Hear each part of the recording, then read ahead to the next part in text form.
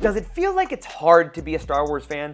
Every time a new trailer is released, before we can be excited, it feels like some fans have already made up their mind about it. If you look at the comments, it's filled with harsh judgment, anger, and rage baiting that often has nothing to do with the project itself. It almost feels like each new Star Wars entry is nothing but another reason to fight. And after so many years of pushing back against this overwhelming prejudice and hatred, a lot of fans may feel that it's not even worth it to celebrate their favorite franchise anymore.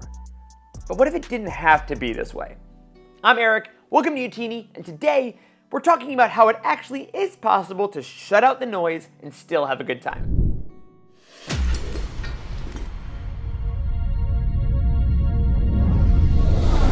So yeah, I watched the Acolyte trailer.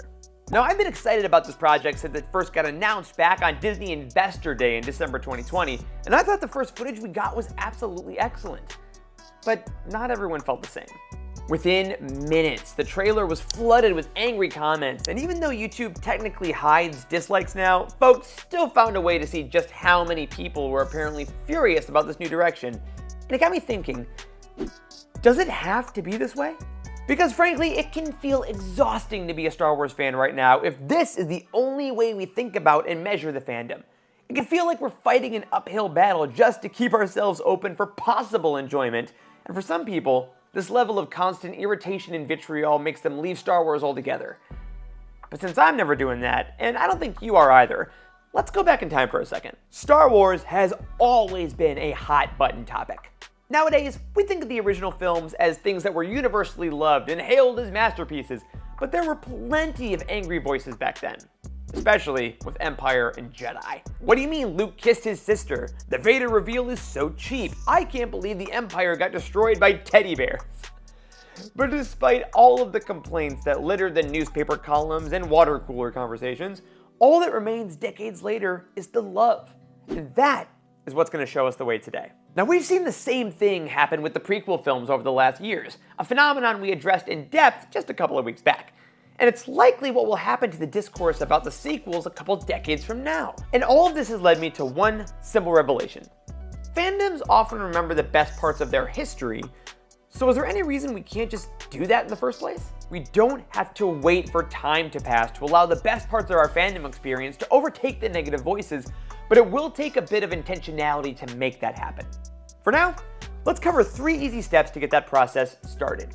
All you have to do is pick your passions, train your feeds, and find your community. Now, there is a prevailing theory that I see from time to time that claims you have to love everything about your fandom in order to successfully participate in it. And I think this notion, while definitely well-intentioned, can add unnecessary pressure to folks who may not click with certain stories or projects and make them feel like they're somehow doing something wrong. Because while every Star Wars project is for somebody, not every Star Wars project is for everybody. And that's okay. I mean, come on. We apply this logic to other fandoms all the time.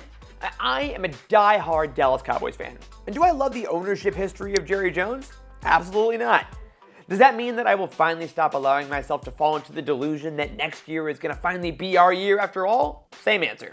We don't typically expect ourselves to love 100% of anything. And ironically, Star Wars is better suited to a pick and choose attitude than most because of the incredible variety of projects and stories it provides. I mean, just think about the last few years, right? We have feature films, live action TV shows, animated TV shows, adult novels, young adult novels, comics, video games, card games, and so much more. Sure, some folks heartily engage with every single piece of content that comes out of Star Wars, and that's beautiful.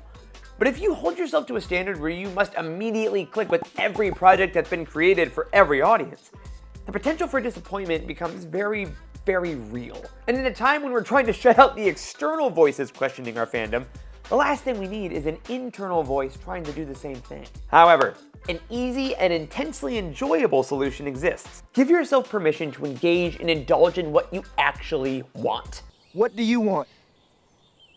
What do you want? It's not that simple. What do you want? I know, it sounds simple. And even though it should be, it can be incredibly hard to actually accept. It can be hard to acknowledge that maybe the latest season of The Mandalorian didn't click for you, or you still have a hard time focusing on comics, or you didn't want to drop $70 on Jedi Survivor. None of these factors make you a bad fan as long as you maintain respect for those people that make that a part of their fandom. Once this foundation of mutual respect combines with that of personal passion, that is where the pure joy of fandom begins to reveal itself once again. Because being a Star Wars fan is kind of like being in a long-term relationship, right? I mean, you grow together, you discover new things about each other, and sometimes it's good to remember what made you fall in love in the first place. Rekindle that fire to make sure you're on the right path and you can stay there for years to come. But even though we may be able to reach this epiphany on a personal level, we do not live in an isolated world. And the fandom doesn't flourish in a vacuum. So in order to lock in this philosophy, it's time to acknowledge the little bit of legwork that comes with training your feeds. Now, like it or not, we live in a world of algorithms. I mean, it's likely that you're watching this exact video because of one of those algorithms. Thanks for that, algorithm. But while algorithms on places like YouTube, Twitter, and TikTok can be extremely helpful when it comes to discovering new works, new creators, fun videos, memes, and anything else that seems remotely entertaining, they also unintentionally reinforce the worst parts of ourselves by feeding controversy, outrage, and toxicity. Because when it comes down to it, an algorithm's singular job is retention. To keep you on their platform for as long as possible, most of the time so they can ensure your eyeballs land on a number of advertisers that help the platform survive. And while this whole system may feel like a cold reduction of the future of entertainment media, I do have good news. Great news even. You can use it. Now, generally, people tend to engage more when they're unhappy. Think of things like Yelp. Are you gonna leave a review for your local McDonald's if your burger was just like the last 46,000 burgers you've had? Probably not.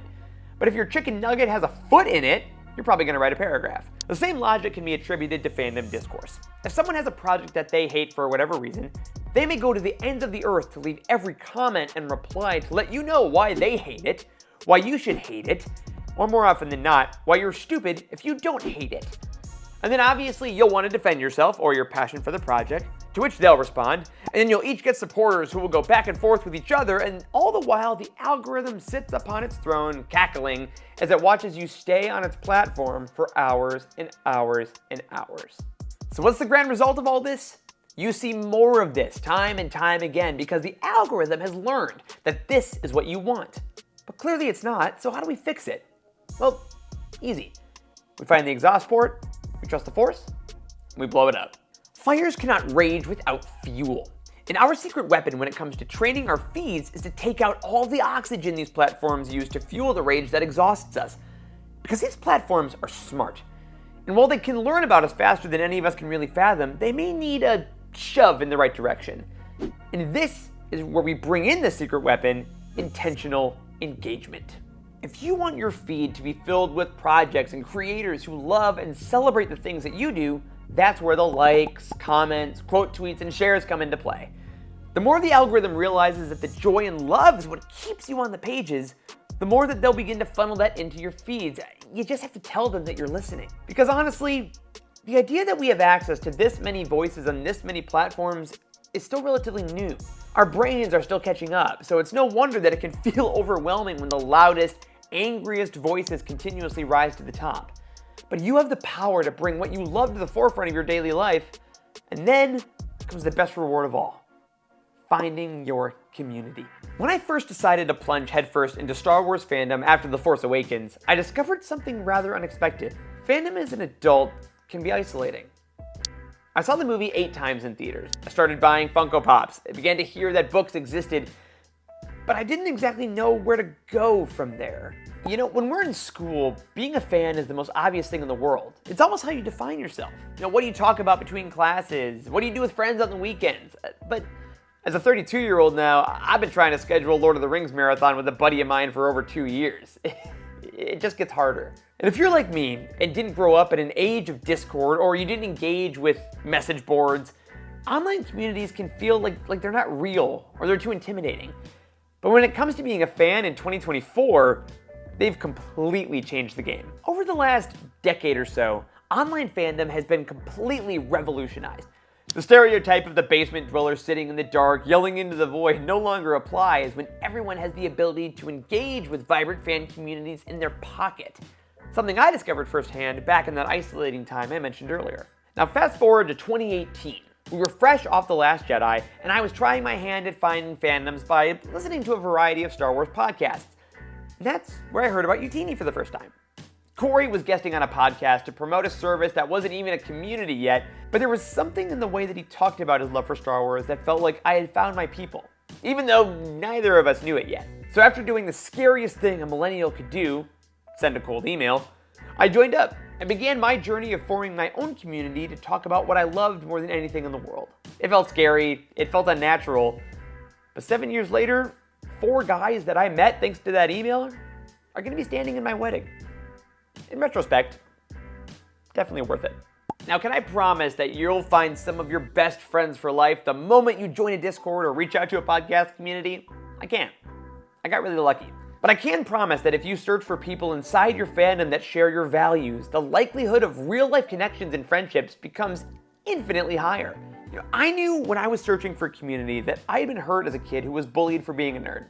And instead of finding people that wanted to take that pain and inflict it on others so they'd know what it felt like, I made the conscious choice to reach out to those who would use fandom to ensure that nobody would question if they were welcome or accepted ever again. Being part of Star Wars fandom can be an amazing thing. It can also be very easy to fall into a trap where it feels like everything is crumbling down. But sometimes it helps to take a step back and remember the scope of what George Lucas has created for us. Because yes, while that Acolyte trailer may have 631,000 dislikes, over 230 million tickets were sold to see the sequel trilogy. That's less than a 0.3% ratio. Kind of puts things back into perspective, doesn't it? Because the voices that are solely concerned with tearing down the joys of others, those will never go away. But they're just a single corner of a much broader universe. And it's never been easier to find the corner that speaks to you and fuels the love that brought you into Star Wars in the first place. I mean, hey, that's the entire reason we created Utini. And if you'd like to extend your journey into fandom with us, we'd love to have you. Our Discord community is full of channels that celebrate every side of Star Wars you want to engage with, and you can even mute the ones you don't. No judgment here. But before I let you go, there's one quick thing I really want to hammer home. Star Wars may be what started this fandom, but it's not what keeps it going. It's the relationships that forge through the discussions and the jokes. It's the friendships that blossom outside of a text thread or a watch party. And the power of those connections is something that no comment or ratio can ever take away. I'm glad you're here, and I'm glad you love all of this just as much as I do. Until next time, may the Force be with you.